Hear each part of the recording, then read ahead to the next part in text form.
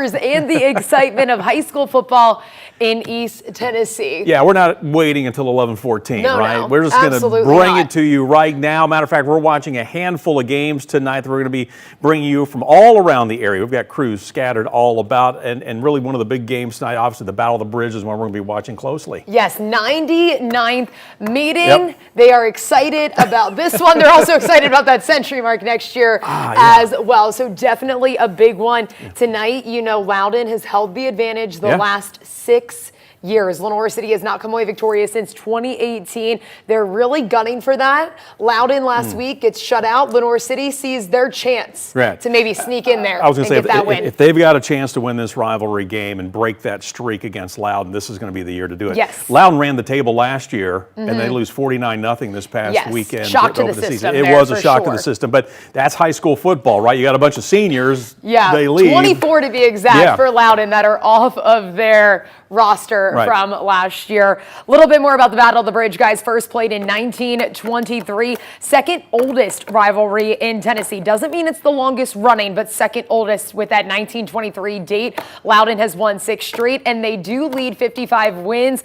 They have 42 losses and 1 tie. So, you know, Lenoir City gets a few more in the next couple of years. They could kind of even out that record, but they got a little ways to go. Tonight could be a start. I was going to say, it'll be the step in the right direction for Lenoir City and their fans, and that is a game that means so much to so many people in that community. So that's a game we're going to be checking in on. Other games we'll be watching, so many different storylines for you. Obviously, you've got Maryville and West. There's a lot of storylines in this game, right? Absolutely, absolutely. Yeah, as a matter of fact, this is live right now. This is, let's see, we're taking you out. This is West. We're at Shields Stadium, so we are at Maryville. Yeah, actually, this looks like the Loudon-Lenoir City game. The Redskins all in red there, Lenoir City definitely the Loudon red zone there with the big red. Yes, absolutely. Looks like they're in the red zone. Well, actually, it looks like maybe a turnover. Lenoir City, I think, is deep in their own end there, so they're trying to punch it out, try to get a little bit of breathing room. So a little run up the middle there to try to, at least like we said, get things going, breathing room. But look at the stands. Look how they are packed for this one. Last year, when I talked to Riley Pickett, the one who kicked both of the field goals for Lenoir City, I know they ended up coming up short, but he said about 7,000 is what the numbers were on that crowd, is what they were told. He said 7,000 or something like that, but we'll give up 7,000 on it. It's a 5A against a 4A, if you didn't know, and that's why these two teams don't play at the end of the season. They're not in the same district. So again, this is an early season matchup, and for a lot, it can kind of set the scene, put the taste in their mouth, moving on. Here they are running around the right end, trying to at least, nice coverage though that time by Loudon, nice pursuit by the Redskins there to stop what could have been a possible big run there for Lenoir City. And what Loudon likes about this matchup, obviously they come off of last week getting shut out by William Blunt, but William Blunt was passing a lot, and that is very difficult for Loudon right now at the point with the guys that they have on their team right now. But what they do like about playing Lenoir City is the ability to kind of shut down the run game, and they see that as a potential, benefit. And we saw that score there, 14-3. Loudon.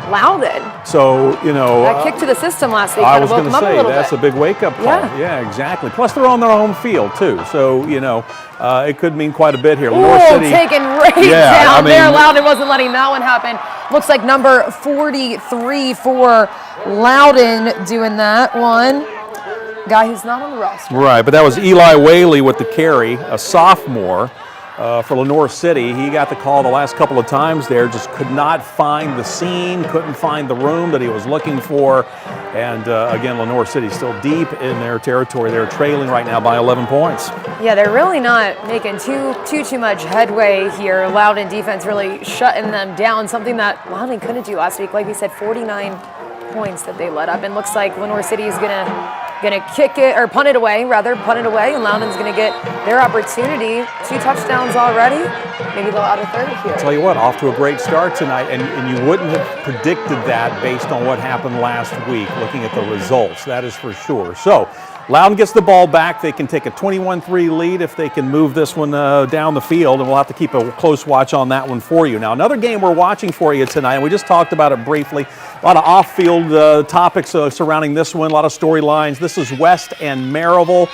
These two going at it tonight. West coming in. This is actually their first game, their game last week against Bearden.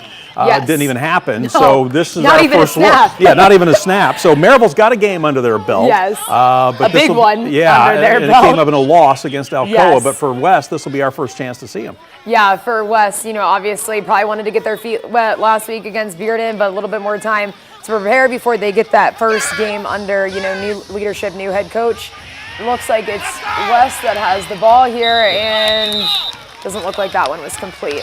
Yeah, that one was incomplete. I think they were throwing to our camera just a moment ago there, but kind of getting the feel. This is something else too that I like, and it's something I hope that you at home will kind of get an idea. And Casey, I know you can relate to this. I can relate to this back in the days when I was doing this.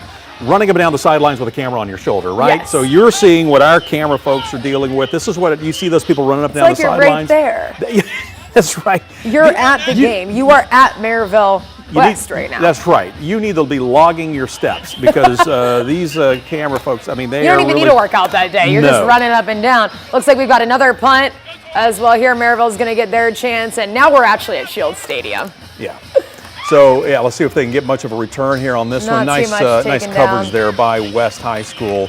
Let's see if we can find And then cameraman's on the move, getting those steps in like you were just talking about, Bo. When you shoot, do you like to be how far? You like to be like 10 yards ahead of the play? That's the rule of thumb, what they say. Kind of depends on the field. Maryville is actually a hard field to get back and forth. They just have kind of a tight sideline, and it's really hard to make your way back and forth. So you might, give the team a little bit more room there and maybe just kind of shoot right down to the end zone once it makes sense. 7-0, by the way, Maryville. They were still in the first quarter, so Maryville has already put the ball in the end zone. They're up on West. They'll see if they can't go ahead and capitalize here off the punt and drive it downfield and take a 2-score lead. But they've got a ways to go. Good punt that time, and again, good coverage by West. Yeah, and West, one thing, you mentioned good coverage by West. They are trying to play mad this year, Bo. They said they got a lot of things to be mad about, one of those being the fact that they did not make it to the state title game last year for the first time in 3 years. Would have been their first time because they had those 2 back-to-back championships in 2022 and 2023. So that was what I heard for talking to the players before the year and before what is now their first game of the season, is that they are playing mad, and they also have a lot to fight for. Well, let's take a look at the highlight real quick from that first score. This was how it looked for you. Again, the Rebels coming right at you here. And, we'll see. There it is. It caught everybody by surprise. It's a good fake when everybody is trying to find the ball. Will Jones, though, being a big part of that, it looks like he just kept the ball and took it into the end zone. So he had a big week last week in that loss. Looks like he kind of ran around and in to get in there. And Will Jones now in his 3rd year starting at quarterback. That first year was not the starter the entire year, but kind of took over midway through the season. And he's really been a staple for this offense that Maryville can kind of build themselves around, especially with having new running backs every single year, which this year is one of those. They don't have Price Davis anymore. So Will Jones definitely a staple that they're looking to carry the offense this season. Yeah, 6'1", 175, as Casey just mentioned, a junior right now, 3rd-year starter.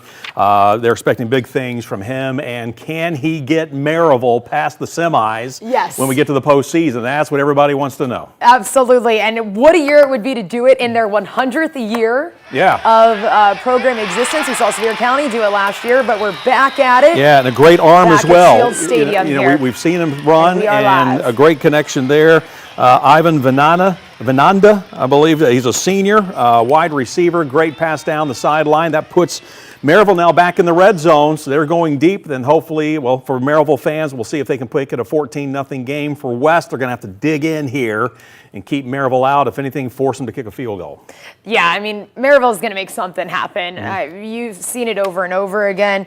So last year in this meeting, Maryville won 35-14. Yep. So kind of they could score here kind of on the track to potentially, rack up that offense once again. And we should mention here too, I mean, so you've got a new head coach at West, kind of sort of. I mean, he was the former defensive coach. And then the former head coach, and all this has been well documented from West, now on the Maryville sideline. So there's a lot of people say, I know your game plan, I know what you're doing, I know your tendencies, so we'll have to see how this all plays out as we go. We're going to go back now to the Battle of the Bridge. This is, again, Lenoir City at Loudon, and it looks like they've had to punt it away or either turned it over, but Lenoir City, again, back deep, right where we found them last time. Right where we found them, right there inside their own 5. It's going to be a handoff there. Yep.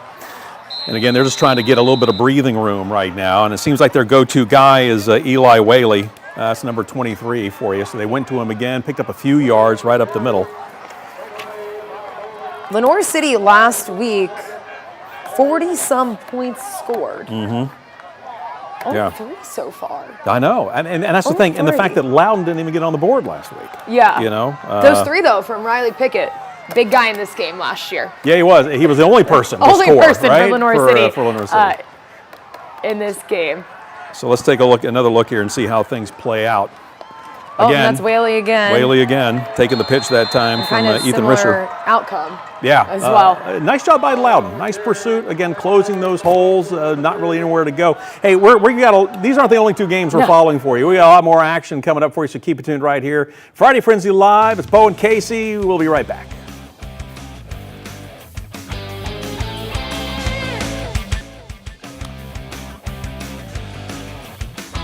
All right, welcome back to Friday Frenzy Live. We are bringing you games from all around the area as they happen. We're checking back in right now. West at Maryville. We should note, Casey, Maryville now up 14-0.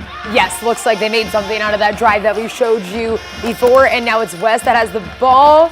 Looks like a little handoff, and doesn't quite look like he's going to get the first down. Looks like he's still a few yards away there from moving down the field. All right, let's take a look at what happened while we were away. Again, we showed you the long completion that Will Jones threw to kind of set up this score. But here's Maryville this time. They swing it out wide and, yeah, barely touched that time. Nice run. Torrey Buford putting it in, the senior. So, again, a fantastic job by him. Good blocking as well out in front. Yeah, his first year actually at Maryville, he transferred from Bearden, but I had talked to Brody Smith, a offensive lineman who transferred to Maryville the year prior, and they played together at Bearden. He was super excited for Torrey to be back because he knows what that guy can do offensively. Yeah. Well, you saw it right there. Nice little move there. So, again, Maryville up 14-0. I'm going to take you back live to this one. West with the football right now, trying to answer. Jack Harrison is the quarterback for West, trying to get something done for them as they are still deep in their territory. Looks like right around about the 26-yard line, it looks like. Looks like they're going to set up for a punt. So much for that, trying to march it downfield. They're going to turn it back over here to Maryville. Yeah, Maryville's going to get another chance at it. It's got to be difficult to play in that stadium. It is. It's tough. I mean, the fans are right on top of you. And right it is on loud. top. Yeah. If you've never been to a game at Maryville, and I'll be honest with you, a game at West as well is always can be a very loud venue. Those are 2 great home fields. But again, Maryville, well, you can hear the fans there as they were cheering as our camera was making its way down to get set up for Maryville. So Maryville's up 14-0. I think still the shock right now, Loudon on top of Lenoir City. Absolutely. 14-3 last time that we checked in with that one. We also want to, now I've been told 21-3 now, Loudon. So what is going on there? I mean, as we mentioned, we were thinking, well, this is the shot. Yes. This is the chance Lenoir City has to maybe break the losing streak to Loudon. And we're bringing it to you right back live. Lenoir City at Loudon, 21-3. Rattle the bridge. I mean, rivalries do crazy things, Bo. Well, that's true. And you know what? They always say, too, you make your biggest improvement from week 1 to week 2. Yes. I can say right now, Loudon's made a huge improvement from last week. And if you're just tuning in with us, last week, Loudon was a 49-zip loser to William Blount. And William Blount is another team that everybody's going to be keeping an eye on, too. That was quite the performance last week. But we'll see how things set up here. Lenoir City has got to get something going, though. Yeah, they absolutely got to get something going. Now, something about Lenoir City, and we aren't quite sure yet because we really haven't gotten to see him do too much yet, but their quarterback was questionable coming into today. That's Nolan Bassett. As of Wednesday, when I went out there to talk to him, he was questionable shoulder. So I don't believe we've seen him the quarterback throw anything. Yeah, well, the last time that could kind of explain those handoffs to our guy Willie. Well, we've seen Ethan Risher, number 4, who's been in there. So yes, and he's a sophomore. So you're right. Yes. That could be a huge. So if it is not for sure, I mean that was of Wednesday. Was told he had a doctor's appointment the following day, which would have been Thursday, and that was going to decide if he could or could not play. But he went out, I believe, maybe the 3rd drive of their game against William Blount is what Coach said. So pretty early on. Wow. So I mean, he did not start last year. This is his first year starting at quarterback, but a lot of experience starting defensively, linebacker, safety, other areas of the field that definitely contribute, and they were looking for him to be a big guy for them. So here's the touchdown that made it 21-3 to Loudon. I mean, this is a run. Wow. Great job, got some blocks, took advantage of it. Yeah, I mean, that was just a great run, great performance there for Loudon, getting the Redskins, who is Deshaun Reynolds, a senior. And again, just a great job that one. I mean, coming in such a big game too, he'll be remembering that one, especially if they hang on to win this thing for a long time. But look at him coming right at you again.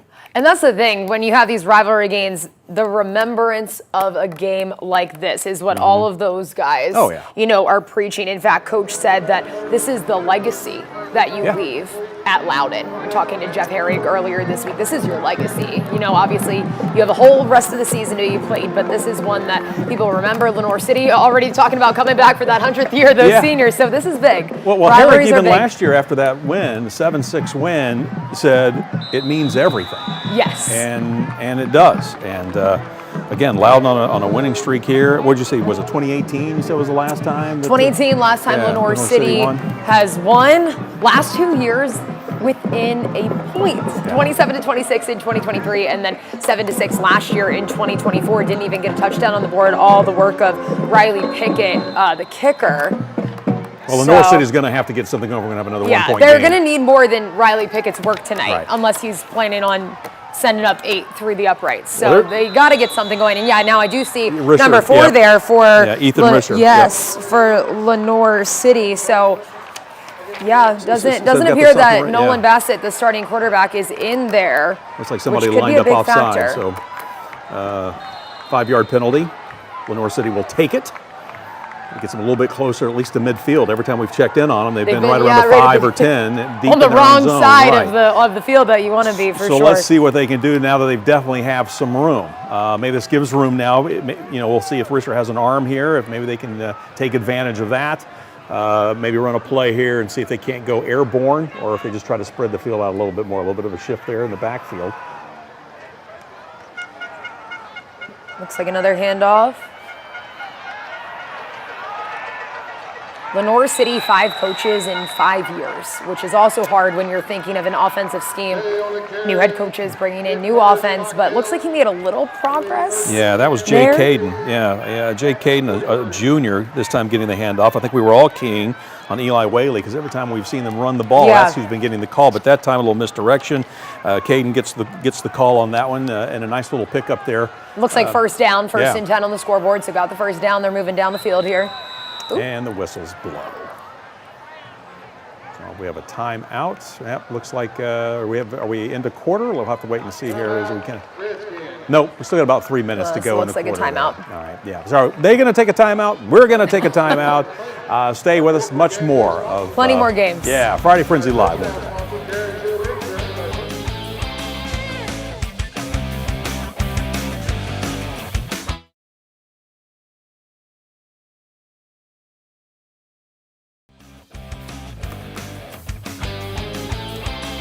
And welcome back to Friday Frenzy Live. Another game we're watching closely for you, South Doyle and Karns. South Doyle up right now, 14-7. Casey, last week South Doyle was in a shootout with Austin East. That was an exciting game, that was for sure. Exciting to see them get some offense moving after last year just coming away with a single win in their first year under head coach Larry Hedrick. But I mean, he is whipping them into shape, and I think that they are poised for a much more dominant, much more efficient season. Sure. South Doyle, by the way, going from right to left on the screen right now. Karns in blue. They're playing at Karns. You can see the big blue K there in the middle of the field. Last week, as far as Karns is concerned, they're looking to bounce back a little bit here. Yeah, they're looking to bounce back. Last week, they actually had to play on Friday and Saturday due to rain. Game got postponed, and then Hardin Valley ended up beating them 45-25. However, if you look at their Saturday play, they actually had the edge over Hardin Valley. So when they came back Saturday, if you look at just what was scored on Saturday, which isn't the score that goes into the books, but a positive nonetheless that they were able to regroup and come back, and a couple yards there. Nice little game there near side. Yeah, and then this will be a game that, obviously is huge for both of these programs. If South Doyle can get off to a 2-0 start, I mean, that is huge. Karns, obviously, they want to go down 0-2. So this is really I know it's early in the season. It's only week 2. But these are games that are huge that can really kind of define moving forward for both of these teams. Yeah, Karns trying to get a season together that's more than just a handful of wins. They've kind of been, on the losing season side since Deshaun Bishop graduated and went off to UT. So I think on a second year under Lee Warren, they're trying to get themselves a little bit more cemented. into something a little bit more than we've seen the last few years. Looks like a big completion there for play. South Doyle, yeah, huge and completion. they are taking it deep into the Karns. Ball. But it goes out of bounds. Yeah. I do believe he had it long enough. Obviously, he ran for about 20 yards there before he had it poked away. So we'll see if South Doyle can poke this in. They are up 14-7 in this game, and we might have a player down as well. It looks like a little slow to get up. So we'll see if he pops up here. There we go. He lost his helmet too at the moment there. Karns right now calling everybody over for a quick chat. They're going to have to dig in here now. South Doyle is definitely on the move. Yeah, South Doyle. It looks like probably about a 10-yard line there if it holds. Yeah. Hey, real quick, we're being told right now in the booth, we got the latest coming out of Oak Ridge right now. So let's get you up to date on what's going on there. Oak Ridge is up in this game. Yeah, Oak Ridge playing Clinton. At Clinton. Yeah, at Dragon Clinton. Stadium. Another great venue, by the way. But look at this run. Wow. I mean, it's like a track and field event watching this one here. But Oak Ridge is up 21-0 in this game right now. That was one of the scores. Here's a more slow-mo action for you. But he just breaks through and looks like they were off to the races. Clinton is trying to chase him down. Yeah, but, I can't pick up a number. I don't have my readers with me. I'm at that age. Wow, you're really showing your age there, Bo. Let's take a look at another one of the scores. We said Oak Ridge is up in this one, 21-0. This is their second rushing touchdown, and this one's coming right at you. So a great run here for Oak Ridge. Nice job there as they take it into the end zone. Oak Ridge off to a great start this season. They're looking to go to 2-0 right now on their campaign. That was a DeMillion Porter, a junior, and here's a pass play for you. So they are doing Will in the Presley air. Yeah, Will Presley had a big week last week too. Stansberry. Yeah, that is a dynamic senior duo that they were excited to put together this year. Will Presley didn't get to play the entire season last year due to injury, so both of those guys, Blaine and Will, both very excited to be back on the field for their senior year, and it looks like it. Yeah, and Stansberry, he's a guy, really, he's guiding this team. He's been under center for the last few years. Yeah. Sometimes you just come back to a school the next year and you're like, oh, you're still here. Yeah. That's so crazy. It is crazy. It is crazy. But he is still there, senior now. Oak Ridge trying to put something big together. Last year, they get to that second to last game of the season, lose to the eventual 5A state champs, Sevier County. So they were right there last year. They're hungry. They are hungry, absolutely. Stansberry, by the way, 20 completions, 139 yards, and a touchdown in Oak Ridge's win last week. Loudon's got another score on the board. Let's go back out to the battle at the bridge, and the Redskins on the move. And take a look here. Roll right, keep rolling. Look, get the block. Oh my goodness gracious! And off and running. Great pickup here and a great run. As again, Loudon now really starting to run it up. 13. That is Nolan Bassett. So maybe they have him doing something a little different. Yeah. Well, yeah. So on the ground, he's back in. He's not throwing. Like I said, shoulder injury. We'll have to see, potentially. But we're back live here. Loudon up big right now on Lenoir City. So if you're a Redskin fan, if you love the red, you got to be smiling right now. Of course, still going to have a whole other half to go, and we'll see what the coaches, the adjustments they make. But right now, this has been all Loudon from the get-go. So we're back live. Looks like they're knocking on the door once again as Lenoir City backed up. Loudon, the way they're setting up here, looks like they've got the ball once again. So it looks like maybe a timeout has been called. So coaches are coming out, but still surprised. It's still 21-3. So maybe that was an earlier score, I guess, is what we were looking at there.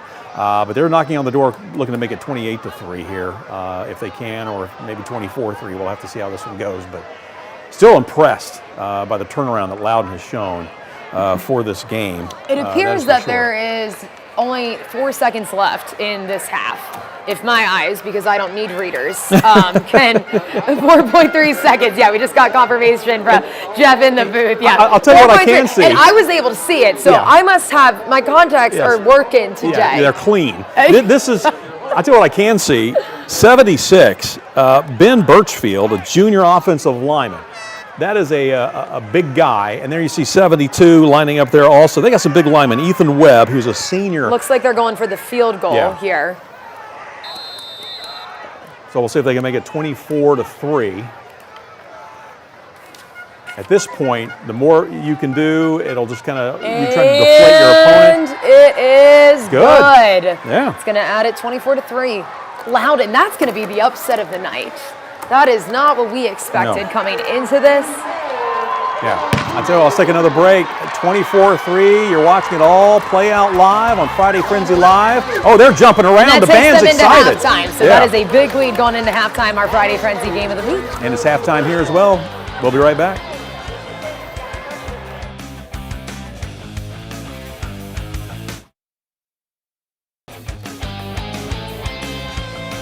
Welcome back to Friday Frenzy Live. Hardin Valley. Oh, what a beautiful night. And a beautiful field goal. That's right, Hardin Valley. I mean, that sky. I don't know what's prettier, the field goal or the sky. We've had some gorgeous sunsets. Last night was a great night, too. Yeah, and I'll tell you what, they're loving everything right now in West Knoxville with Hardin Valley.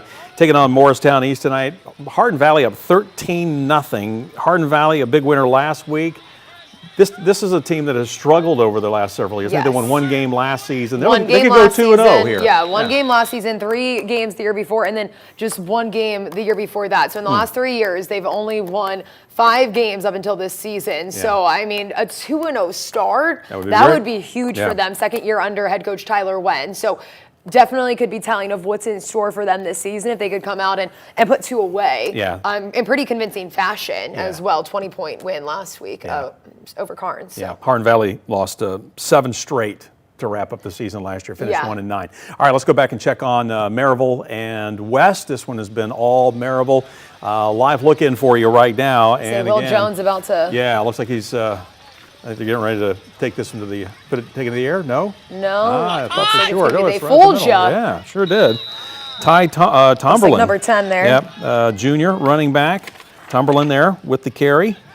So, again, Maryville on the move, leading this one right now. 21-0 in the second. They're getting late in the second here as they're taking on West.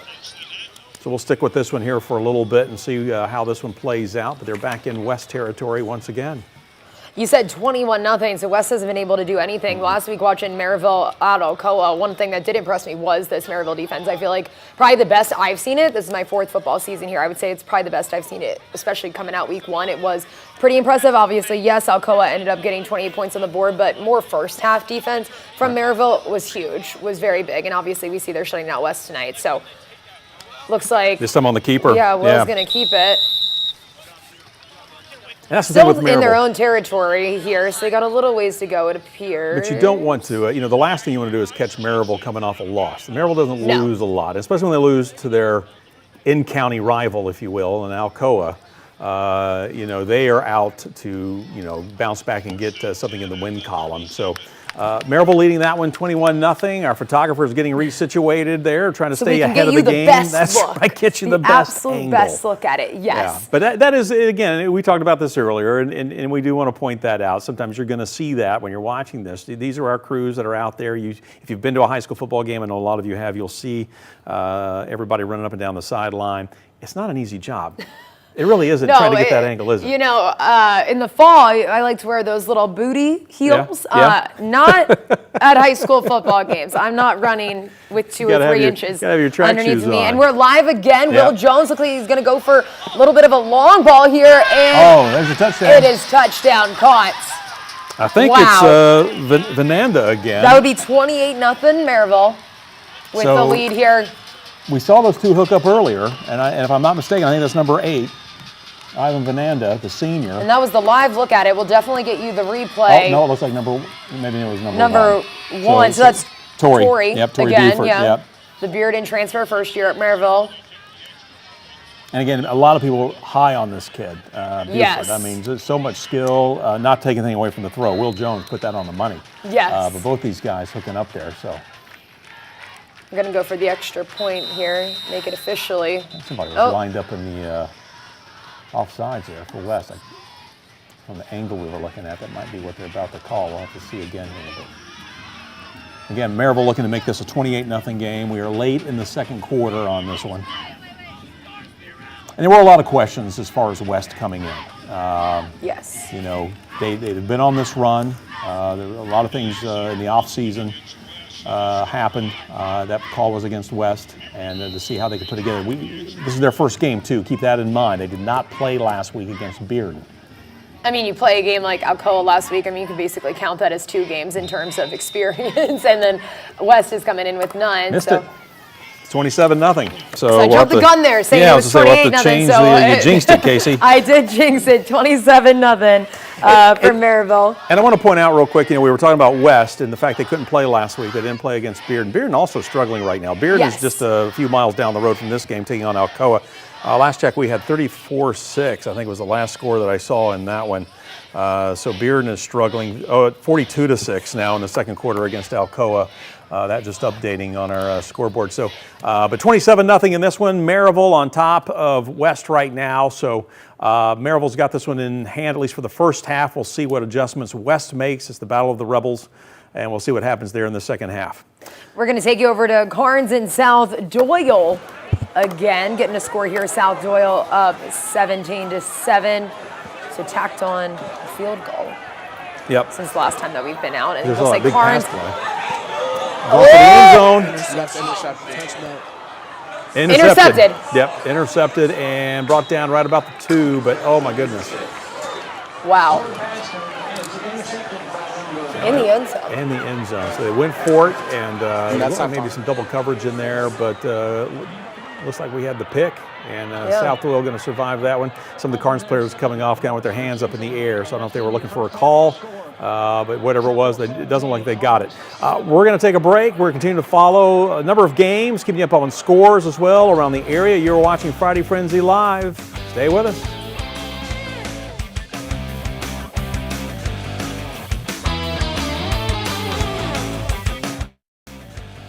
And welcome back to Friday Frenzy Live. We're keeping you up to date with the latest tonight on week 2 of the high school football season. Casey Clinton gets back on the board here. They were down 21-0. Yeah, they were down 21-0. However, Jalen Benjamin taking this one in. The quarterback making it happen. Ooh, had to barrel through a few Oak Ridge players there on the line. Get through a little traffic jam there, but he comes in. However, the 2-point conversion was no good. Yeah, so this is them trying to get that 2-point. Get a few more points there. It didn't work out. Oak Ridge said, I don't think so. Look at that right there. Nice job. Nice coverage, by the way, Oak Ridge. Clinton tried to go wide with it, but it was a little overthrown. But Oak Ridge was there as well. Nice coverage on that play. So that makes it 21-6. Clinton trailing. Oak Ridge trying to get their second win of the season. Clinton, first game for them. Yeah. They did get a few snaps in last week, but it was very short-lived. Rain came in and said, no, not today for you. Yeah, there were about 4 games last week of all the similar teams. Them, Bearden, West. You're looking at me. A few more. A few more. There were a few more. Hardin Valley Karns got delayed last week, so a handful of them that didn't end up fully getting played. So handful of people coming in having their first one of the season tonight. All right, let's go back out to West and Maryville right now. This game has been all Maryville. And Maryville once again on the move. Just last time we checked in with them, they punched it into the end zone there, and now they're back on the move once again. So that was Will Hudson Jones, Jamerson on the catch. Yeah, on the catch. There. Will Jones, like you mentioned, on the throw. So spreading it around a little bit. We've been able to call a handful of names tonight for Maryville in this one. But the one name that is constant is the guy who's calling the snaps, and that's Will Jones, taking the snap, I should say. So Maryville again with the ball, looking to extend their lead right now on West. Got the ball at midfield, so let's kind of stick with this one. They're up 27-0, by the way. Maryville missed on the extra point last time we were checking in live on this one. West defense got to get something going. Jones going to roll, come this way, set, and he's going to go deep. Ball. Oh my goodness, that was wide clean. Open. I think that might have been Grayson Myers. Further away. Was that 18? I believe it was 18. All right, yes. Grayson Myers, the senior. And you said about midfield, so probably about 50 yards on that throw there. Yep, definitely 15. Grayson Myers taking the catch from Will Jones, which let me not mess up my math again. That'll make it 33-0 until we see what happens with the extra point. You got ahead of it last time, didn't you? Right? Last time I got a little ahead of it, and then extra point was no good. That's right. So let's see it. We're back here live for you. And the kick is on its way, and that one you saw for yourself right there. No question about that one. So 34. Hudson Jamerson with the kick. Maryville rolling. So they're feeling pretty good right now. Yeah, 34-zip, as you mentioned there, Casey. So things looking really good for Maryville. Good bounce back for them after that tough loss to Alcoa last week. Yeah, you have to wonder what that conversation looks like from Derek Hunt to the team. I mean, it's a big game. Derek Hunt actually mentioned he does like starting the season out with that big one because then you get all the talk, the pomp and circumstance away from that game against Alcoa. You can kind of settle into the season. And like you said before, you learn the most about your team from week 1 to week 2. So I'm sure that Derek Hunt had a pretty darn long list of things that he learned, and he wanted to make sure the team was taught as well after that Alcoa, loss. And let me ask you this real quick. I mean, I don't know how we're supposed to score this. Last time we checked, Alcoa was up on Bearden 42-6. Yes. Are they 2-0 in 4A and 6A since they beat Maryville last week? Well, you know Alcoa loves to stack their schedule, which is good for them because it has set them up for that switch into 4A this year, right? They're not playing 3A anymore, but they were not concerned because they've gone every year. They've played these 4A teams. They've played these 5A teams. They've played these 6A teams. So it's no different for them, just like it's no different with who they have on their roster. Alcoa doesn't rebuild, they reload each and every year. Straight state titles. All right, you saw the kick there. No return for West. So they're going to get the ball once again in their territory here. They're going to switch it up here, and they'll see if they can get things moving. But again, this one's been all Maryville. 34-0 is the score right now. And we've seen some lopsided scores. Probably still the big surprise tonight. It's at half right now is the Loudon game over Lenoir City. Yeah, that one definitely the biggest surprise. 24-3, still sitting at half. Probably just have a few more minutes left in halftime on that one. Players probably starting to come back out on the field. They lost 24 seniors last year off of Loudon. You know, they come out, you get shut out. They haven't been shut out in nearly 2 years in the regular season. Wow. So that was a shock to the system. Sure, yeah. But it has woken them up. But like I said last season, like you were talking about, Loudon couldn't be touched last year until they got deep into the playoffs. No. I mean, they were like 11-0 at one point, counting the postseason. Some other games we are checking on, some ones we're watching for you. Gibbs Halls, another interesting matchup. Last check we've got right here at halftime, 10-7 right now, Gibbs on top of Halls. So that's one of the tighter matchups in that one. Halls coming in 0-1, looking for that first win, Gibbs 1-0. So we'll keep an eye on that one for you. That's a good matchup. Yeah, that is a good matchup. Halls, last 2 years, have had 8-win seasons following their first year under Brent Hughes going 2-8 in the regular season. So definitely been on the up. 8 wins last 2 years. Can you make it 9? Can you get over that hump? Can you get a sizable, distance into the playoff run would be kind of the next step for that program. Gibbs had a great regular season last year. I mean, they were rolling undefeated until the second to last week when they lost to Anderson County. Now they're down their quarterback, though. They had Warren Axton. He graduated. And right now we're bringing you back out. We've got West at Maryville. West on the drive. Right, Max Searle with the tackle there for Maryville. So nice job there. Jace Heupel. Is that who carried the ball there? Was that number? No, that was number 2. It was number 2. Sorry, it's Raheem Lee with the carry there for West High School. So a little bit of a pickup, but again, West has got to get something. You know, it would do them a world of good, even if it's a field goal, to go into the locker room here with some points on the board. So we'll see what they can go here. Farrell in at quarterback. Number 4 for West, about to take the snap. Oh, no. Actually, Farrell's a running back going to lead the block here on this play. Handoff, doesn't really go anywhere. Maybe a yard.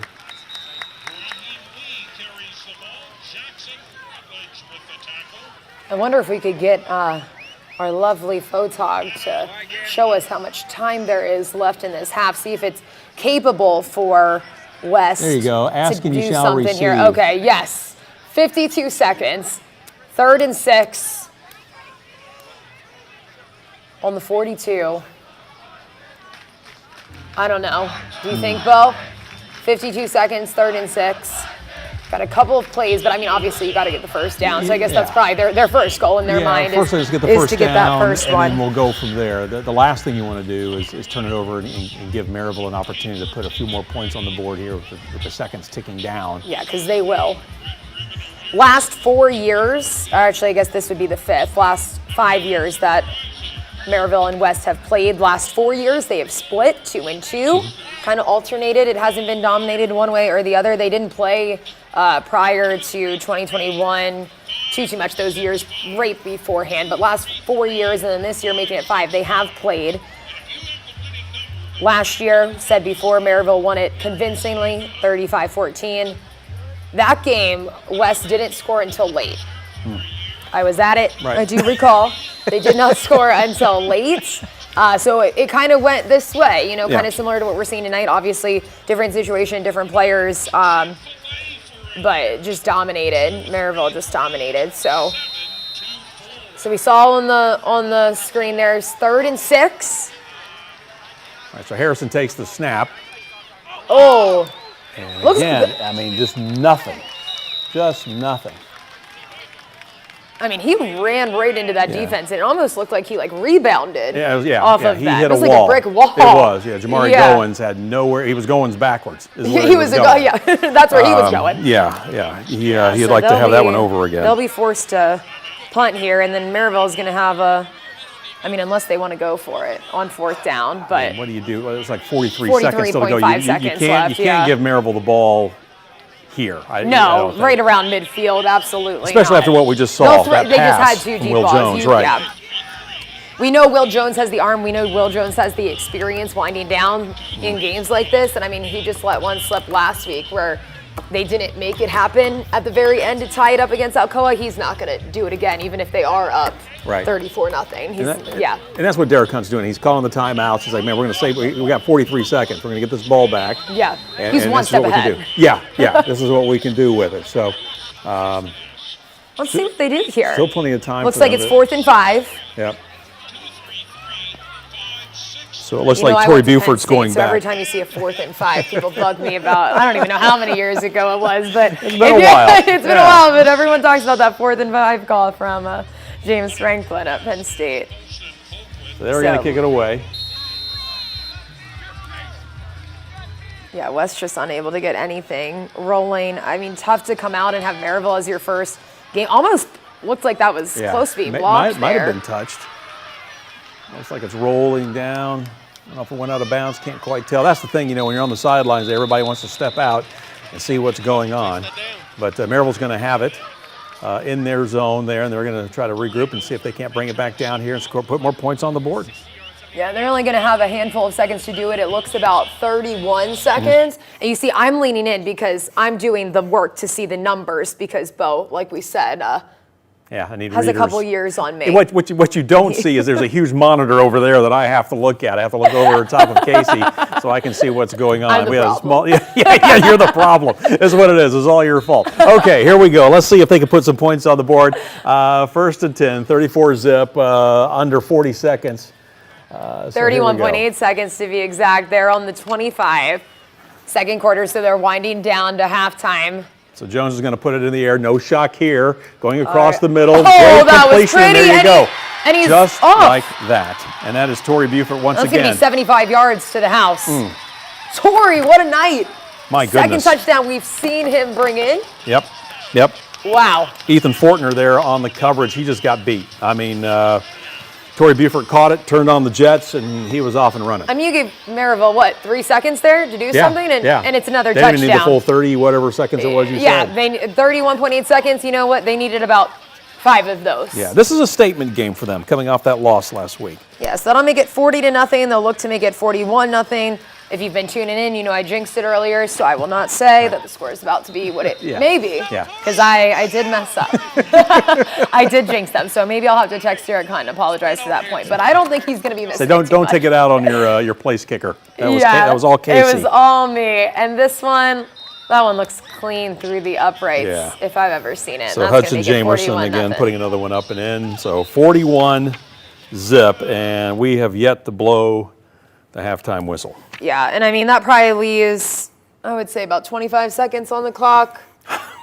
Maybe. Yeah, I mean, it was just like a blink of an eye. If it's Maryville again, you know, they could get another touchdown out of it, but probably not going to make it happen for West, at least this half. I think just getting anything on the board would be a great confidence booster. You don't want to come out the first game under new head coach. You missed your first game. You're already down a chance of getting to know your team. You know, you're on week 1. Everyone else is on week 2. So I think coming out and just giving a little something, get something on the board that you can lean back on going forward in other weeks would be very beneficial for them. Yeah. Hey, we got another highlight I want to show you. This one from the Oak Ridge Clinton game. This one just coming in here.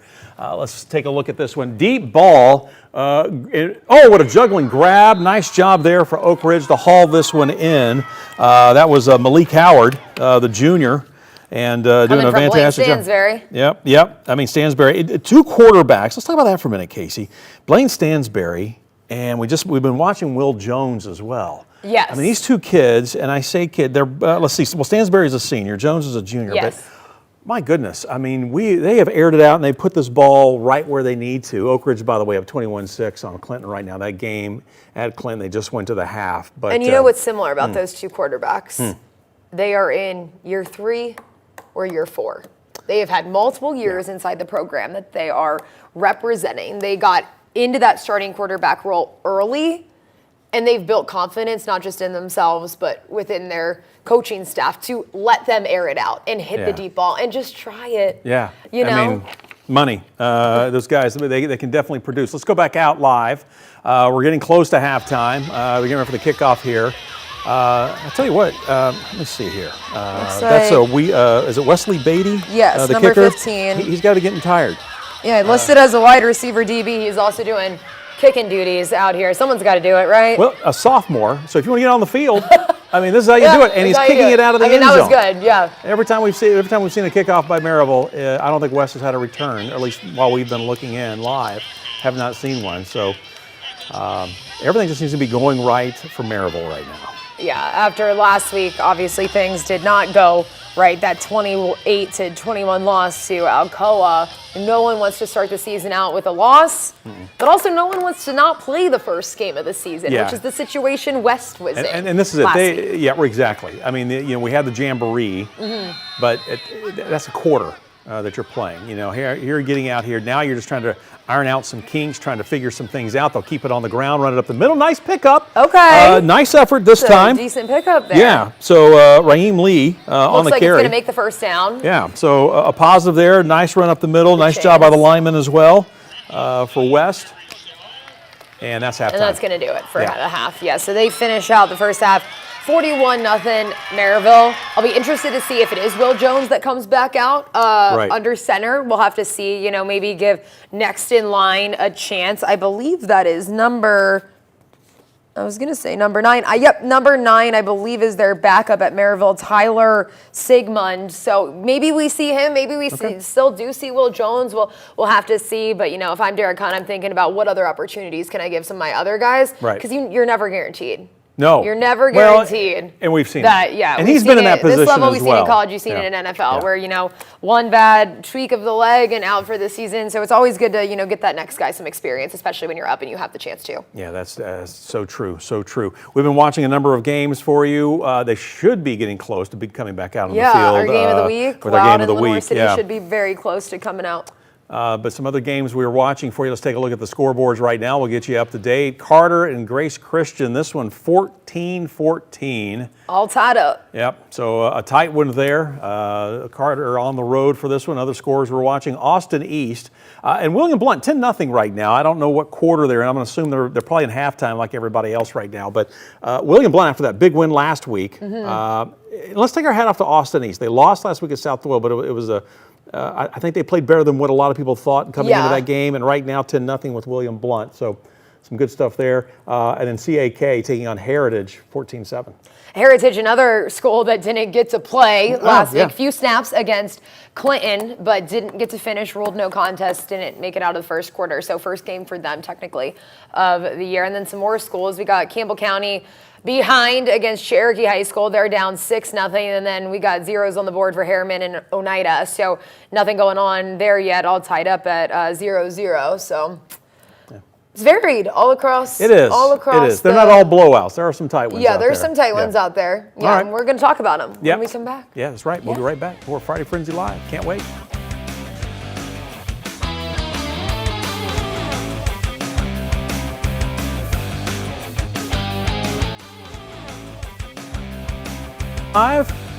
And welcome back to Friday Frenzy Live. Bo Williams along with KCK. We are continuing to follow the latest high school football action. A lot of games at halftime right now. A lot of games at halftime. One of them, Jefferson County, Sevier County. Yep.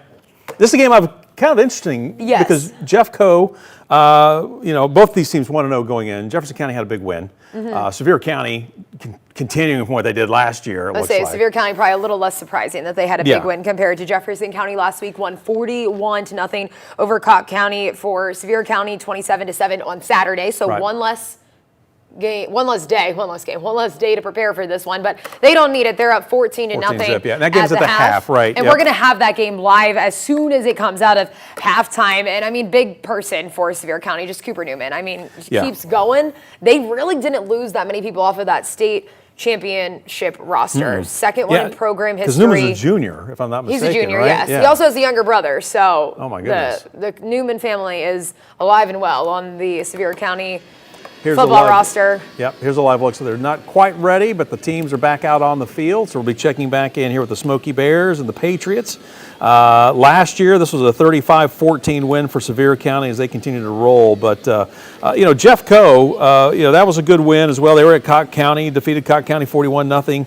Spencer Riley trying to get something going there with Jefferson County as well. Still one of my favorite helmets in high school football because I love that old Patriot logo. Yeah. But this is a tough place to play, Sevier County. I remember last year, you talked when they were having that state run, and you went and talked to some players from years gone by and what this meant to them for Sevier County. So that had to be special for this community. To do it in the 100th year. Yeah. You go perfect season, 15-0. You get to the state title game. You're down a decent amount. You're down more than a score, and you make your way back and you win that 5A state title. I mean, you couldn't write it any better. But what's harder than getting to a state title, Bo? Doing it twice. And doing it back to back. So they feel they have the recipe to do so. They didn't lose that many people. Still got the same person driving at quarterback. Still got a lot of the same pieces. Skill position-wise, wide receivers, running backs, things like that. So they do have all the pieces. And, I mean, we'll see it in a second. But when you see that line at Sevier County, I mean, that has to be one of the biggest and hardest parts about playing them. I mean, those guys look like they were bred to play SEC football because they are just large for high school. That is mountain football. That is mountain football, and that plays to their advantage. I believe that's Bryson Hedrick, if I'm not mistaken, running that back, and he is going. Ooh, little spin off of the. Bounced off the would-be tackler there. But, nice return there by Hendrick, a senior, 5'6", 157, running at full speed right at you. So we're back and playing here. We're now in the second half. You're watching Sevier County and Jefferson County. Yeah, up 14-0. Sevier County getting 2 touchdowns in that first half. Jefferson County coming off of a 7-4 year last year. So it's a good season for Jefferson County. Yeah, good season for Jefferson County. Year before, 10-2. That was a lot of firsts and a lot of firsts in a long time for them. So that was a big year. Last year, pretty moderate, little above average season. They lost to Bearden in the first round of the playoffs. Quick pass there by Newman. And a big pickup again for Smokey. He's still going. That's why instead of trying to push him out of bounds, you got to wrap him up and just try to bring him down. Jackson Perry on the catch and a nice run there, the junior down the sideline. Yeah, junior tight end. You don't see a lot of high schoolers listed as a tight end on the roster. But that quick little pass, last week, Cooper Newman, 168 yards passing, 21 completions, 2 touchdowns.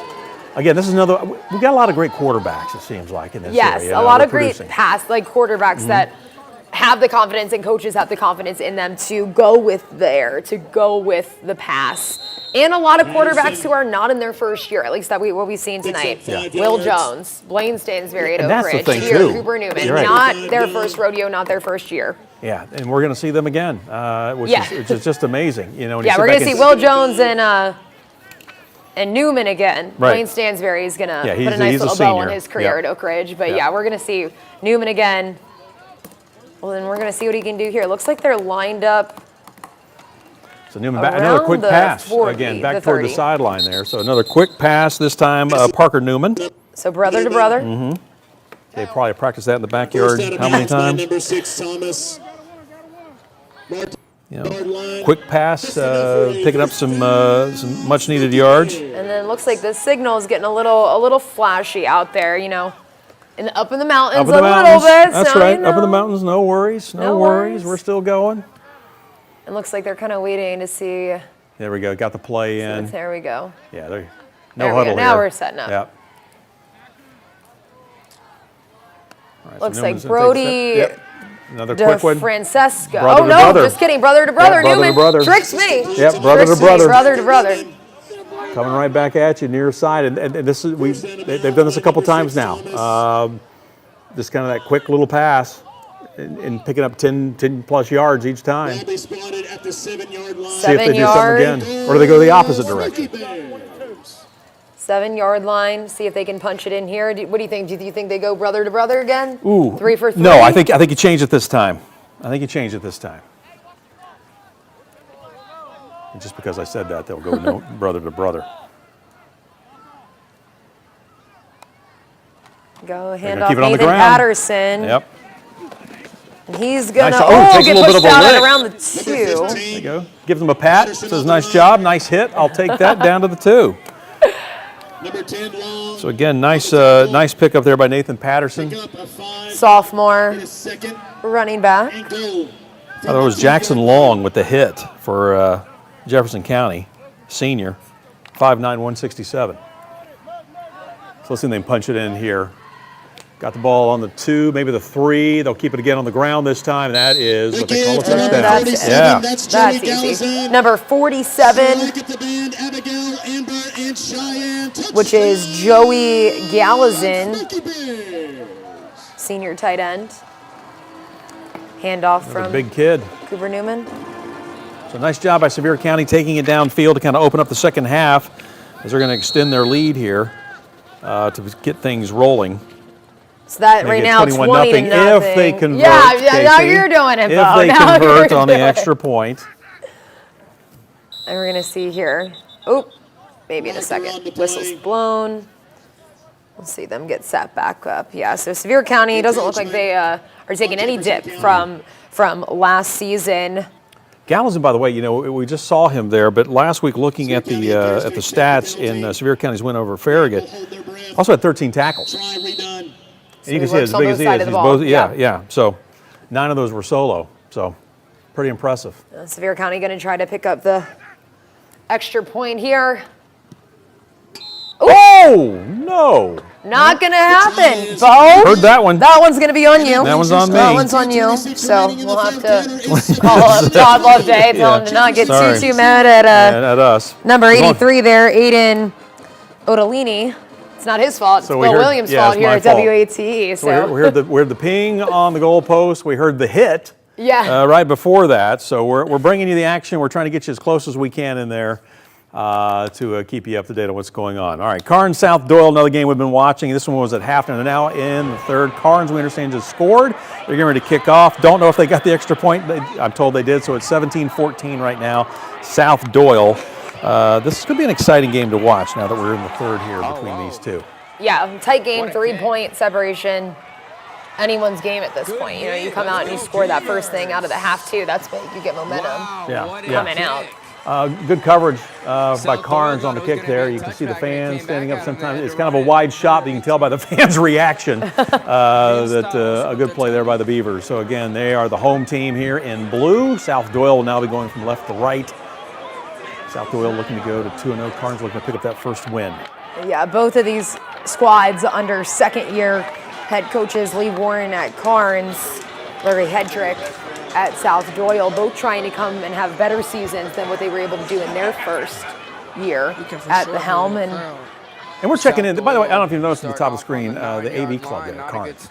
You know, this is great to see. You know, when I was in school, we didn't have this. So when I was in school, they didn't have this. Oh, okay. Oh. All right. South Doyle keeps it on the ground. They get a nice hold. He's going to kick it out to the far side. All right. Big pickup for the first down there for South Doyle. Looks like he runs out right around the 30. Yep.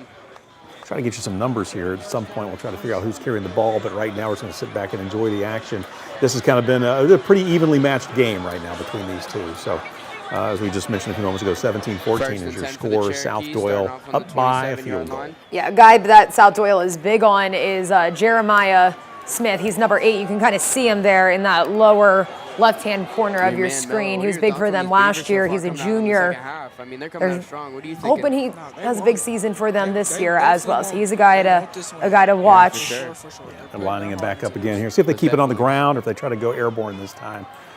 We're going to try to get you some names here. They're going to take it to the air. They're going to go to the air. It's going to the side of Jeremiah Smith. We'll see if it comes down with him. And look at this, nice grab and a touchdown for South Doyle. There we go. Is this like long ball aired out day. Friday night? I mean, we have been seeing this all around the area tonight, Casey. And that was around the 30, so about a 70-yard touchdown there for South Doyle, and that's going to make things 23-14 if they can get the point after my tackle. We've learned the hard way not to tack it on, right? Yeah. Exactly. But a great pass. We're learning how to do math here today. And I love it's not my major, but Kamarian Rice, we're being told, is who that was on the grab there for South Doyle as they are up here. And again, looking pretty good as they're continuing to. Looks like we've got a little bit of a discussion happening here. So let's see what plays out. Maybe it's going back. Might be.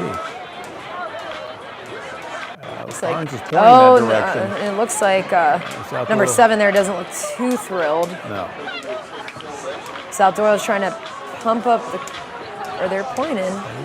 Maybe trying to pump up the crowd. See what's going on. I mean, that was a great catch by Kamarian Rice. South Doyle and Karns, like I said, both under second year, their head coaches.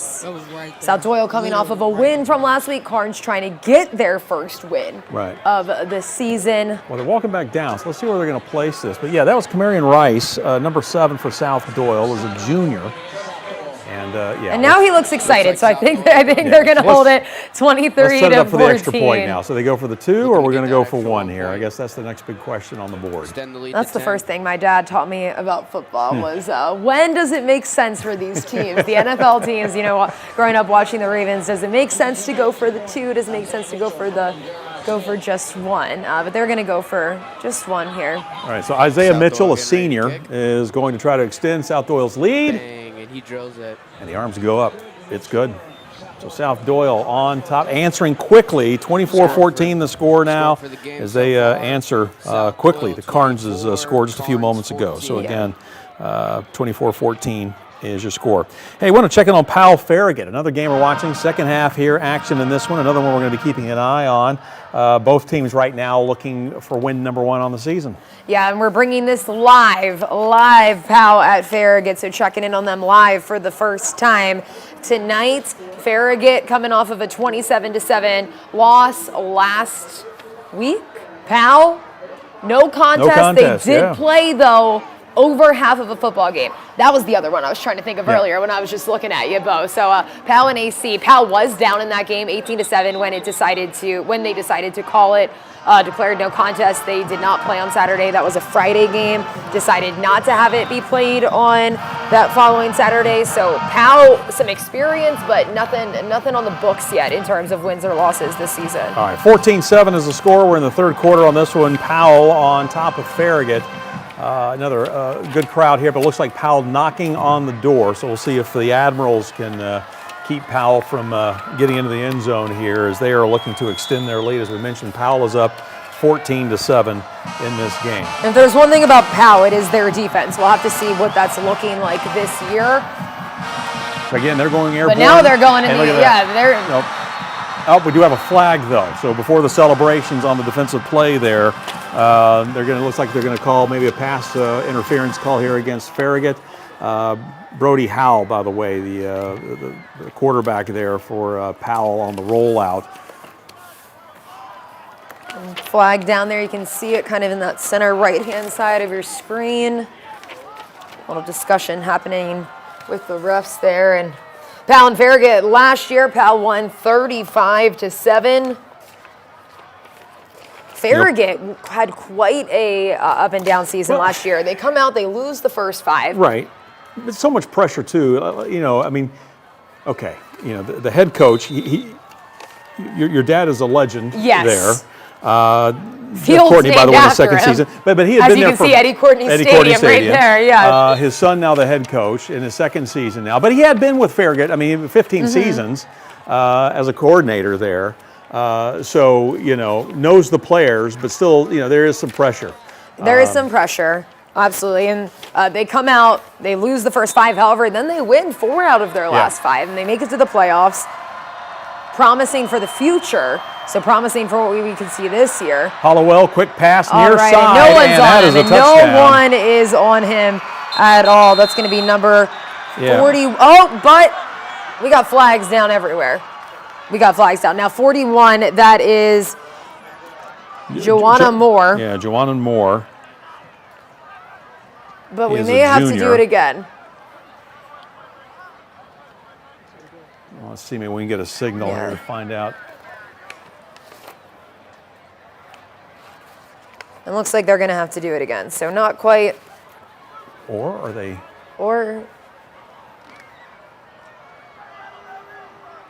Nope, that was a touchdown because they're sitting up here, I guess. I don't know what the flag situation was there, but. Let's see. Yep, 20-7 right now. 27 Powell looking to make it a 21-7 game. So that was a touchdown. Whatever it was, Powell said decline, and they're going to go ahead and kick here. Or maybe they'll address it on the kickoff. But kind of a high snap. There was a little bit of a hesitation on the kick there. You saw it was a little bit of a high snap. Caleb Lanius, a senior, kind of stuttered for a moment as he went in for the kick and just could not get a hold of it. But regardless, Powell up right now on the Admirals, 20-7.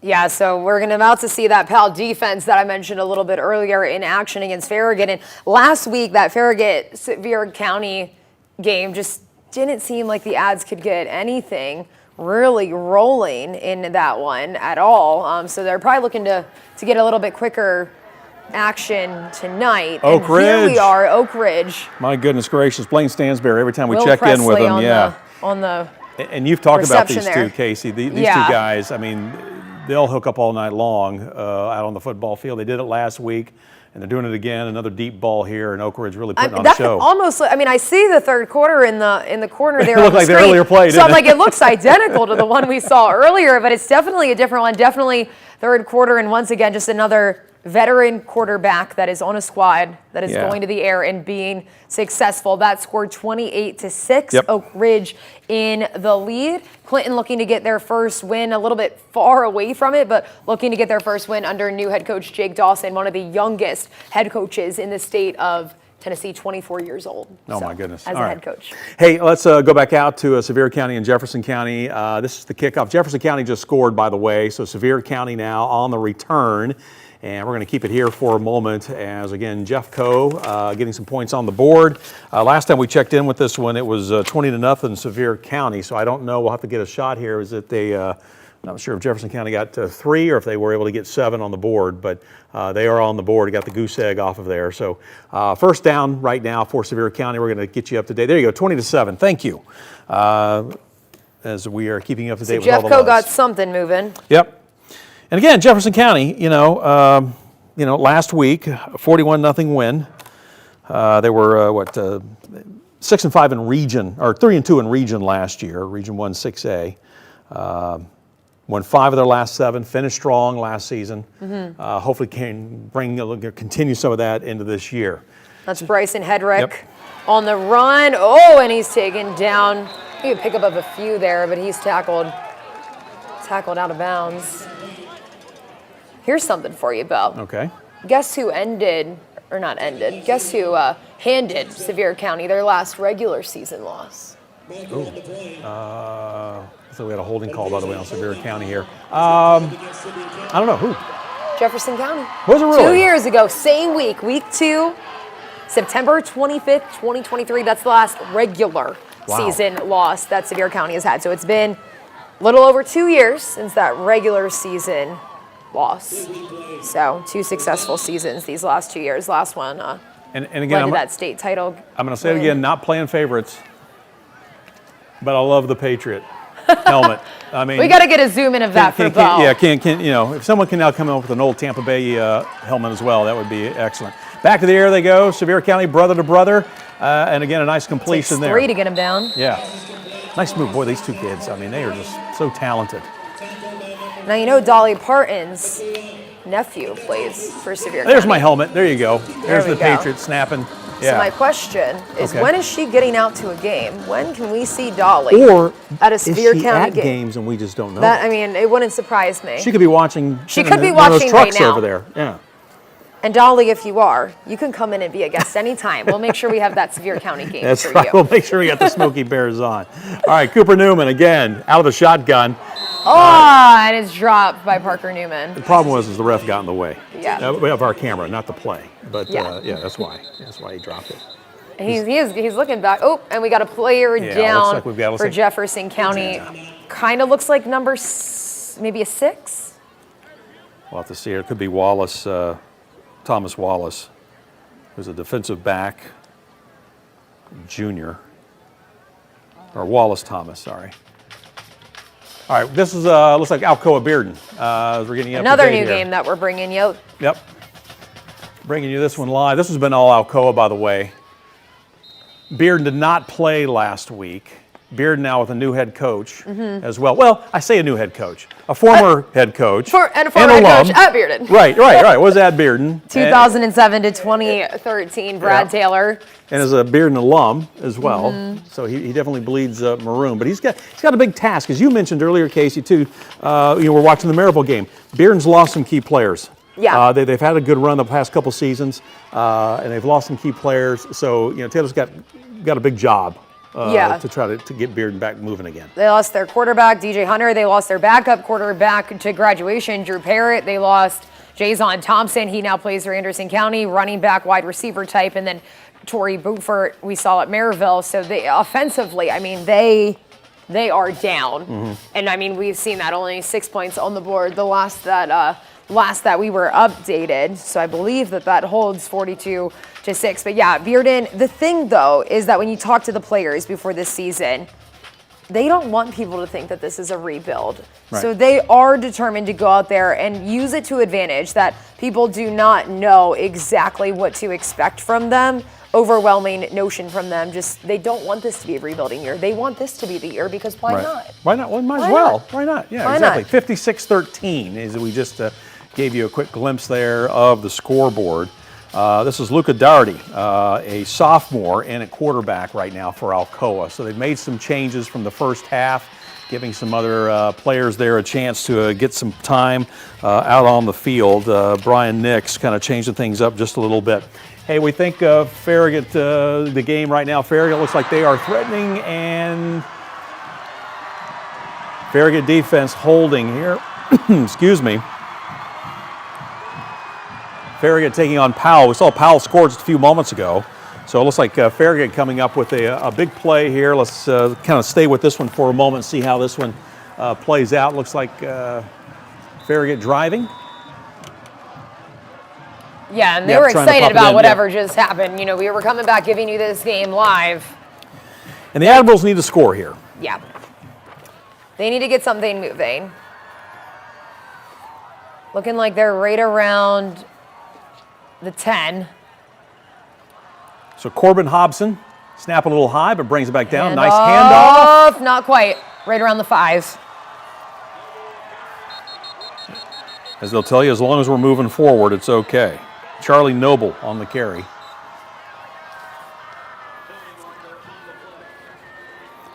I think we might have did I just hear the PA announcer say we got a flag on the play on that one? I don't see a flag on the. Farragut's trying to get the crowd hyped up there. 20-7, by the way, the score right now on this one. Talked about it a little bit, but second year under Jeff Courtney, like Bo mentioned, several years under his belt as a coordinator under his dad, legendary coach Eddie Courtney. But now second year at the helm, went 5 games last season without a win, and then finally got it together at the end of the year, hoping to bring that momentum into year 2. Maybe get a win a little bit earlier on in the season. Oh, quickly up to the line. Quickly up to the line. Hobson takes the snap and a little tush. There you go, touchdown. And he is in. Big score for Farragut. Corbin Hobson, the 6'2 junior quarterback. And now we're a 1-score game. Yeah. Now we are a 1-score game. Farragut moving down the field a little bit better than what we saw last week against Sevier County, able to make a couple more things happen. And here's the situation. Yeah, I was going to say, but here's the situation. Do we go for 2 or do we go for 1? No. Looks like they're going to go for the kick. They're going to go for 1. And play it smart. If you got a kicker, play it smart. There's still plenty of time in this game, right? It's going to put you within 6 if you get it. which we're not out here trying to jinx anyone because I'm not trying to text. We've already done that to I'm enough sorry. kickers tonight. I already got a couple to text and apologize And that were the good. reason, and that's going to make it 20-14. So we got a good ball Powell game. lead, but that's a ball game. Good ball game out in West we're Knoxville third right quarter. now. Yep. Tight one.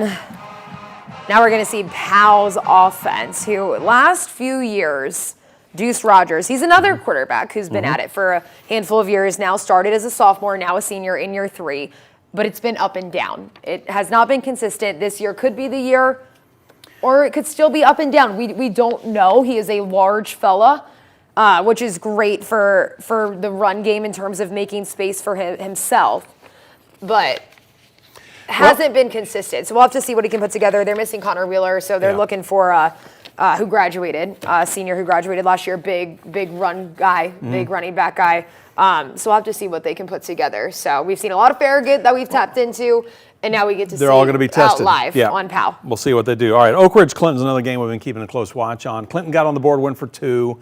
They've got 6, but Oak Ridge, every time we've checked in with Oak Ridge, it's been like the aerial game. So Hardin Valley, I'm told, is what we're going to check in next. So let's pull this one up for you here. Hardin Valley playing Mo East. Yep. This one's been an interesting game as well, but Hardin Valley, I mean, off to a great start. Looking to go 2-0 after just 1 win last season, and there you see it as they're punching it in. So Hardin Valley, nice pickup and a score there. So all things good right now for the Eagles out. 20-0, I'm understanding right now. So again, yeah, a nice move here too. Takes a 2 defenders on, and that extra effort just gets into the end zone. And that's going to be number 2. Is that Nicholas Rivers? I believe so. I believe yeah, Nicholas so. Rivers. Yeah, nice job. Yeah. I mean, Mr. Hardin Rivers. Valley looks like they're on track to, in week 2, having a better record than last year in 10 attempts. So big start for them, big things ahead. One of their acronyms heading into this season was RISE. Back to And Bearden. Now Bearden, back to Alcoa. Bearden. Yep, sorry. Yep, no, yeah, this is, let's see what's going on here as we try to find out, did someone just score, or we got yeah, we're trying to, no, yeah, it looks like Alcoa is setting up for an extra point, or a field Unless goal. they're settling for a field goal, Yeah. but We'll find out here. and that after looks the like kick. it's going to be number 29 for Alcoa. And it's good. And we're going to let you know if that was a That field was goal or an extra point. Levi Yanez Callow. The score 63-13. Oh, So my goodness. So that was a I touchdown. believe that was a touchdown.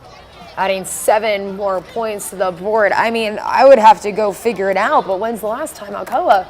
63 points? I feel like I haven't seen that. Maybe in basketball. Definitely seen that in basketball. What do you do, though, if you're Bearden? I mean, you didn't play last week, so what do you tell your kids right now? I mean, what do you tell your players? You still got about a quarter and a half to go here. I think if I'm Brad Taylor, if I'm Brian Nix, maybe there's an understanding there. You throw in some of the younger guys, see what they can make happen, because at this point, you're not putting up 40 points in the time left. No. So yeah, I think you maybe throw the younger guys in, keep the starters safe and healthy for next week, and come back next Friday and give it your best shot again. So now we're back out, Jefferson County at Sevier County live, coming to you from Sevier County High School. Yeah, Jefferson County looking to maybe put some more points on the board. Sevier County is leading this one, but Jefferson County once again moving the ball. The second down as they're they're within sight of the end zone. That is for sure. So let's see what the Patriots can do here if they can put some more points on the board. Last time we checked in, it was a 20-7 game in the third. Sevier County up. Jefferson County looking to make this a tighter ball game. Hand off this time. This is Donovan Jackson. 20 on the run.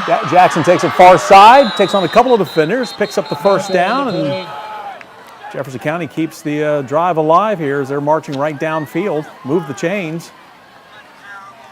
Well, let's see where they place it. Yeah, they're going to have to move the chains. That's a first down. Holding. Oh, holding call. Well, maybe not. maybe not. Yep. Oh, and the crowd is not happy about that. You can kind of hear those boos coming in. The student section is not very happy about it either. So they'll march this one back. So Jefferson County now going in the wrong direction. It's 2nd and 14. You heard their 2nd and 13 from the PA.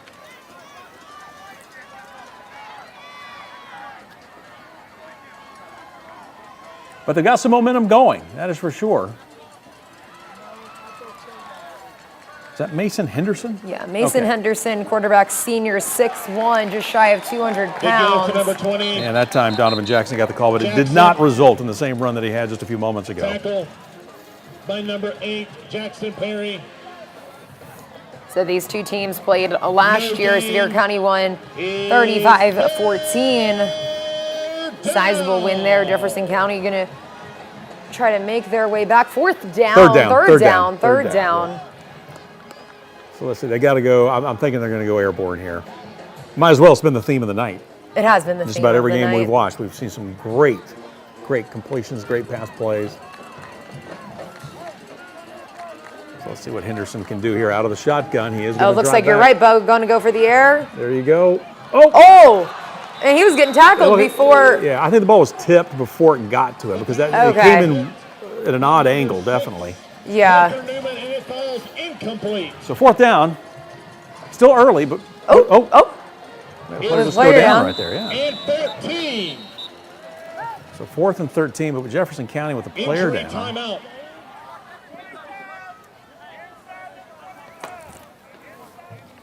All right, we're going to come back out here for a moment as they, check on that player that we just saw go down there for Jefferson County. It was like maybe a cramp, possibly is what we're hearing. So that could be the case. Not too hot out, which usually you see more cramps, but doesn't mean it can't happen. So That's true. That's true. I think we got a highlight of the Fulton game. This is a game that we've been wanting to check in on. Fulton and Central right now. Let's take a look here and see how this one's playing out. Pass play near side, breaks a tackle and into the end zone. Fulton High School picking up the score. Let's take a look at this one more time here. Great play. That is number 3. That is Jameel Smith. And the junior kind of having to put in a little extra work there to get that ball into the end zone, but a great effort, and we'll get you up to date. It's 27-7, so Fulton now getting on the board, but this one has been all Bobcats, and I guess it's the Battle of Broadway. They're not separated by very far, right? Yes, 1951, first time Battle of Broadway was played. Central in the lead tonight. They're also in the lead with wins and losses in this rivalry game. 38 wins, 20 losses to Fulton, and 2 ties. I have never seen a tie since covering high school football, so I guess these have to be from a few decades ago. This is the 61st edition of the Battle of Broadway, but now we're back out in Sevier County, Jefferson County. And also they just had another penalty. They're marching the wrong direction. Yeah, they're going the way that you don't want to go. Yeah. I believe this still has to be 4th down. I would think so. So this is Mason Henderson and a quarterback. And in the air, 4th down here. He's going to keep it, and he might have to tuck and run this one. He's got nowhere to go. Good coverage, and he's knocked down out of bounds. Into the Sevier County sideline. Quarterback chased out of bounds. Oh, it looks like he was looking for maybe a late hit, I think is what Henderson was asking about there. But I think Jefferson County still has the ball. So they're marching downfield. They're about at the 20. We'll check back in on that game here in a second. Let's go back up to Powell and Farragut. And boy, you can hear the crowd there at Farragut. They are fired up. The Admirals still moving the football. And this one a 1-score game. Yep. So tight one here tonight out in Farragut, Eddie Courtney Stadium. Looks like the ball is right around the 4. Here we go, hurry up offense. Hurry up offense here. Again, it's kind of what they did last time, but this time and they he's handed in, off and a touchdown. Goodness gracious, and just like that, gold there. Number 16. Farragut is right back in this thing, looking good. Person in a second. So let's Noah see. Hagg, number 16, running back, runs it in. That ties it, 20-20. And now we're going to see if they go for a 1-point lead or if they go for a 2-point lead here. And they're going to go for the 1. Yeah, playing it safe. Once again, that was Noah Hagg. Barreling it in there, looked from about the 4-yard line. And then number 32 here, who we do not have a got name whistles already on our roster. Let's see what they There's call the here. If we flag. have an offside, someone maybe lined up in the neutral zone. Let's find out what's going on. Did someone jump? Oh, We got another player down. We got a down. Farragut player down, a lineman.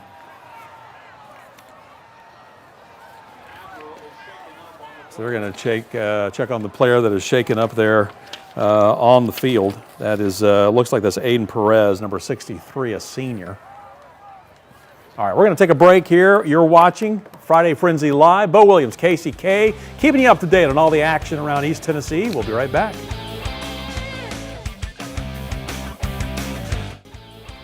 Welcome back to Friday Frenzy Live. Bo Williams along with KCK, bringing you the action tonight. High school football right now. Farragut taking on Powell. As we showed just a few moments ago, Casey, Farragut, after being down, battling back now with a 1-point lead.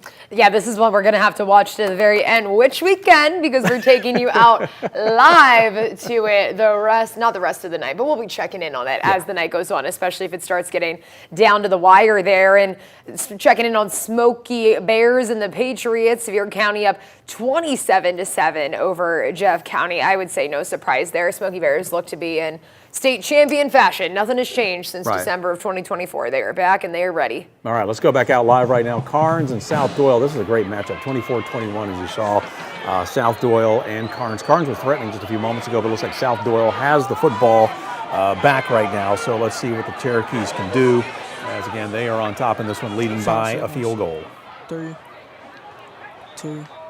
And, well, you know, just when you get the build-up, you know, and you're all excited, then all of a sudden, yeah, this happens. All right, so we're going to stand back up for a second. Let's shake it out, guys. Let's get back in there, and let's see if we can get some rosters pulled up for you here as well on this one. Looks like we got a penalty on that one. They're marching that one ball in the opposite direction.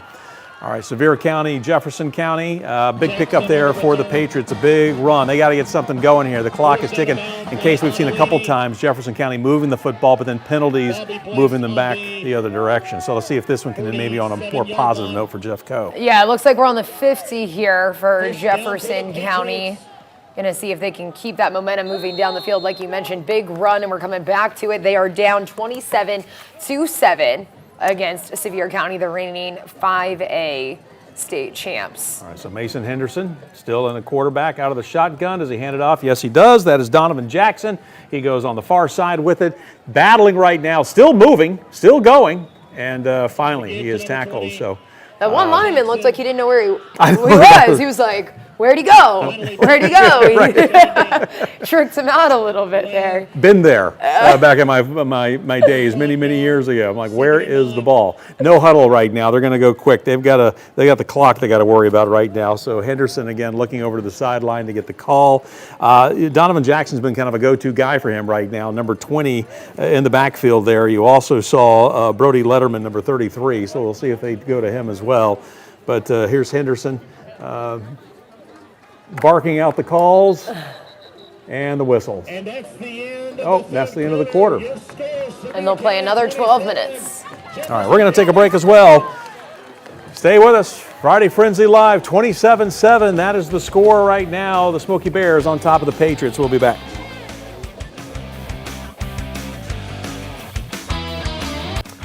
And welcome back to Friday Frenzy Live. We're watching the action closely for you. I want to get you up to date. We've been watching Central and Fulton. Take a look at the highlight here for a moment as these two are playing just up the street from where we are here in North Knoxville. Central with the score on the Battle of Broadway right now. So Central's been leading this one. We saw Fulton punch one in just a short time ago, but Central coming right back. That is Jaden Harris, the senior, and taking it into the end zone for another score there for Central. Central on top of Fulton in that one. Another game we're watching for you again. This is Clinton taking on Oak Ridge, and Casey, great catch there. Yeah, great catch there. Clinton, though, still trailing in that one, 35-13. Oak Ridge, but not to take away from that long ball. I mean, that is crazy. Yeah, Bryson Maddox on the receiving end there. Nice job. Beautifully caught there. And now we're taking you back out live. Farragut Powell playing at Farragut at A. Courtney Stadium. Tight game.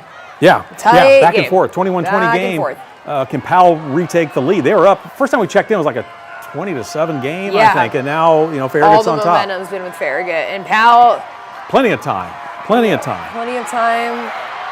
And then it goes away. Nice coverage, by the way. He was looking. There was nowhere to throw to. Nice job by the defensive backs there for Farragut. Brody Hollowell, the junior, really had nowhere to go. I wouldn't say I expected this one to be as tight if I was betting. Farragut, though, has some surprises up their sleeve. Well, we see that each year, too, the Admirals. You know, just when you think, well, maybe things aren't clicking, then they'll put a streak together. Yeah, very true. They'll come out with a little bit of a surprise. This time they're going to keep it on the ground. Looks like that, is that J. Tallis Henderson, number 5? We'll have to see when he pops up here, but...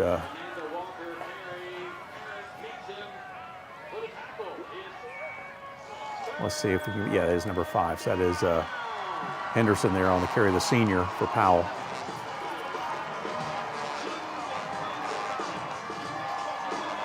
Crowd's going. You got to love high school football, man. The bands, the crowd, the pep squad, coming into the finish line. Absolutely. Man, it doesn't get any better than this. Yeah, last year Powell dominated this one 35-7. Farragut trying to show them that they can't just do it again. And now that we're seeing a little bit closer here, that is not Deuce Rogers in at quarterback for Powell. Yeah. Oh, look at that wide open, great catch. Yeah. Right around the 6. Zion Jackson, nice grab. Good job by Jackson there to make sure he had his feet in bounds. That was close, but a great throw. Yeah, so you were talking about Deuce Rogers, the senior. Yeah. This is, unless he's changed jerseys, Brody Hollowell. And maybe lost a couple inches. Well, I don't know. Let's see, Hollowell's listed at, we don't know what he's listed at. We just know he's a junior. Deuce Rogers is a senior, but I can tell you that he is a little bit taller than Hollowell from what we're seeing here. So Powell's gonna go again. Shotgun, yep. Looks like they're gonna keep the air. Oh, nice job bringing the snap in. Keeper, I don't know, ref, get out of the way. Short. Those line judges. Little short. Oop, and they're pulling him up. Looks like we're at the 2.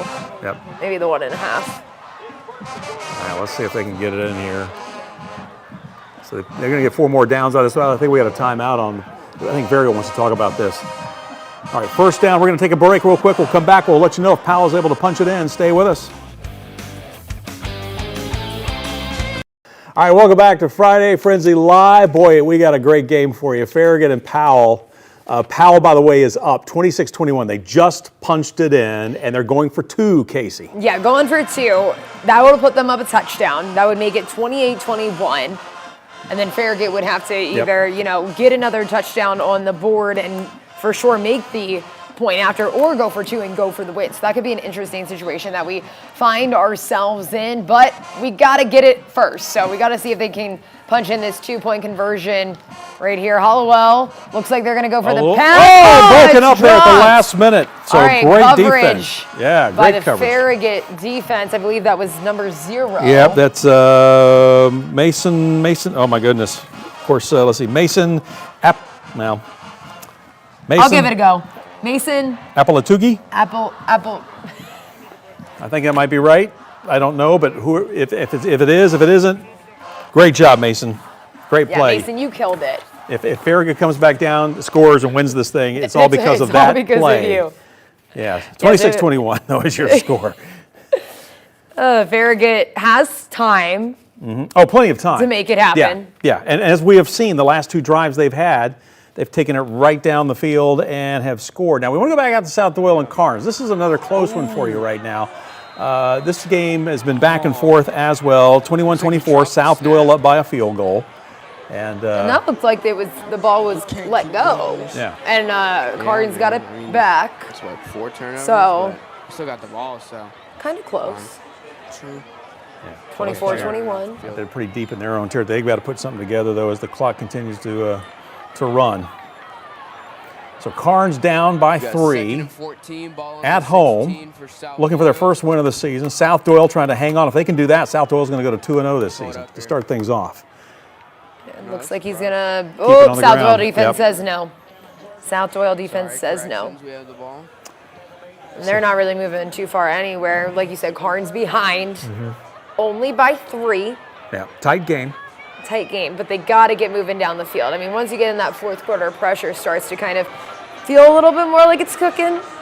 You got to handle the pressure well, though. That's what all these coaches preach, especially in those final minutes. Another game we're watching for you, and that is Sevier County and Jefferson County. Jefferson County's had chances. They've been moving the ball, but then we've seen some penalties that have hurt them, but Sevier County on top of this one, 34-7. And it looks like the Smoky Bears are again driving this ball. They've got it about on the 42-yard line. Second and 4. Yeah. That's what it's looking like.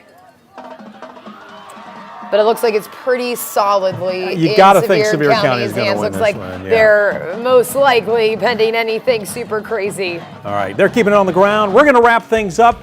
Case will have all your highlights for you coming up tonight. Absolutely, And tonight we'll at see you- 11. That's right. We'll see you next week on Friday Frenzy Live.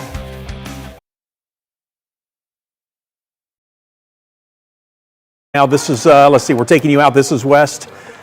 We're at Shields Stadium, so we are at Maryville. Yeah, actually, this looks like the Loudon Lenoir City game. The Yes, Redskins all in yes. red there. Lenoir City. Definitely the Loudon red zone there with the Yeah, big red. yeah. Yes, absolutely.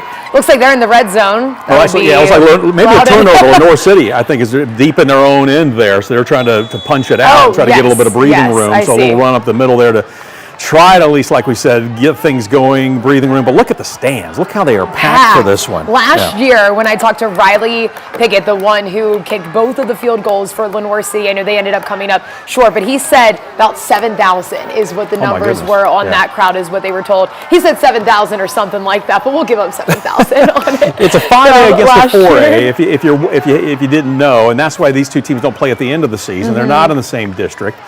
So again, this is an early season matchup, and for a lot, it can kind of set the scene, put the taste in their mouth, and moving on.